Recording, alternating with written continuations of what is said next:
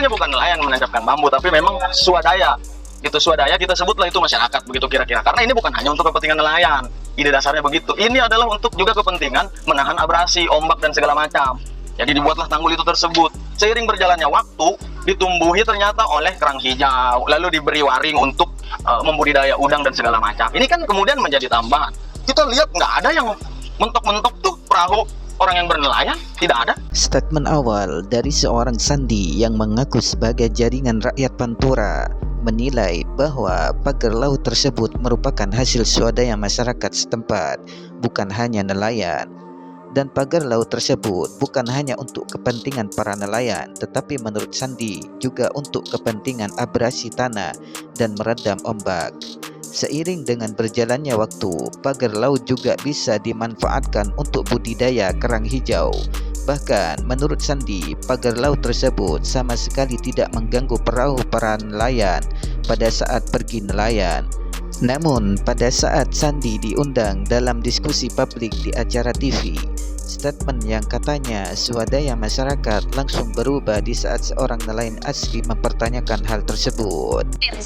Boleh tanya nggak ya? Artinya gini, kenapa saya justru belum bisa menangkap ketika pemagaran laut itu dibilang swadaya gitu kan? Karena tolak ukurnya adalah pendapatan daripada nelayan tersebut.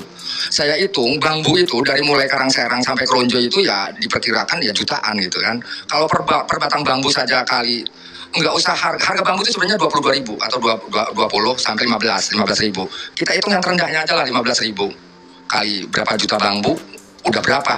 Kira-kira masuk nggak dalam pikiran kita ketika itu adalah sebuah swadaya masyarakat gitu kan? Sementara pendapatan masyarakat sendiri, ya saya pikir murah-marit gitu. Itu, terima kasih. Pada saat seorang nelayan yaitu Pak Khalid mempertanyakan terkait pagar laut itu yang katanya hasil dari swadaya masyarakat kepada Sandi, yang mana sangat tidak masuk di akal, di mana untuk membuat pagar laut itu sendiri membutuhkan pohon bambu yang jumlahnya cukup banyak, otomatis biaya yang dibutuhkan juga besar. Dan terkait biaya tersebut sangat jauh dengan penghasilan dari seorang nelayan. Justru ini yang harus jadi pembahasan kita harusnya. Kenapa tadi saya buka dengan proxy war? Tidak ada kepentingan untuk nelayan dalam pembahasan tersebut, dalam framing tersebut. Kenapa tidak diviralkan soal kesejahteraan nelayan, apa kebutuhan nelayan dan segala macam? Rakyat kita ini tidak akan kenyang kalau lapar, kalau kita hanya bilang kenyang, walaupun kenyang itu sampai 1000 kali. Kan seperti itu. Akhirnya apa? Kita ini, hari ini posisinya sebagai komoditas politik yang kepentingannya bukan untuk kepentingan kita. Artinya dana itu hitung-hitungan tadi mungkin ya? Swadaya itu? Lah, iya. Kan berangkatnya dari situ tuh. Langsung aja boleh? Maksudnya tolong hitungin tolong hitungin buat saya, kira-kira masyarakat ini bisa nggak sih mendapatkan uang sebesar itu? Dari mana uangnya? Kalau memang itu pemberdayaan, itu aja jawabannya. Nggak usah kemana-mana, saya nggak ngerti. Iya, tadi kan Pak Khalid yang sudah menghitung per bambu 22.000 dan segala macam. Kira-kira masuk nggak gitu? Kalau ini yang melakukan masyarakat gitu. Iya, kita tanya sama-sama ya sama masyarakat. Saya ini kan kapasitas saya sebagai observasi, gitu loh. Coba, kapasitasnya sebagai observasi, bukan pengawal, bukan segala macam. Jadi jangan dipelintir-pelintir begitu. Statement dari seorang Sandi pada saat diwawancara dan statement pada saat ditanya langsung oleh Pak Khalid sangat berbeda terkait pagar laut yang katanya hasil swadaya masyarakat.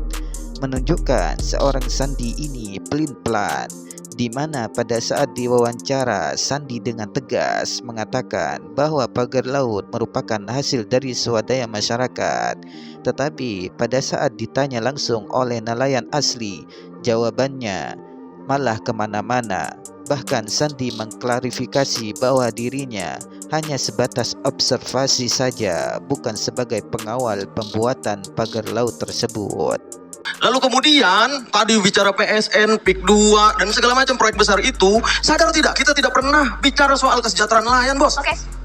Sebentar ya. Ini kita ngomongin apa? Dari tadi kita ngomongin kesejahteraan rakyat loh. Gimana konteksnya Anda berpikir bahwa pagar itu bisa kesejahteraan?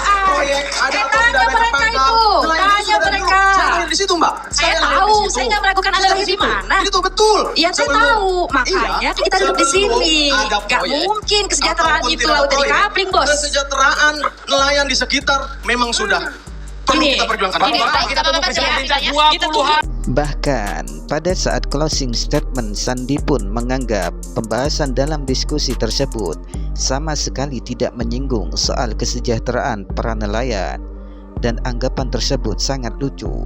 Padahal televisi mengadakan diskusi publik seperti itu gunanya untuk mencari jalan keluar terkait adanya pagar laut untuk kepentingan dan kesejahteraan masyarakat, khususnya para nelayan. Bagaimana menurut teman-teman? Terima kasih.